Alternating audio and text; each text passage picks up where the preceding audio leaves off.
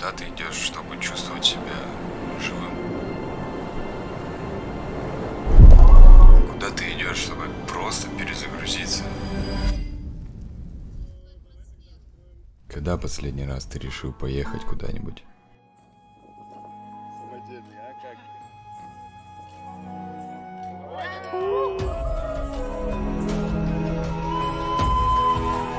Когда последний раз ты уезжал, чтобы почувствовать это на себе?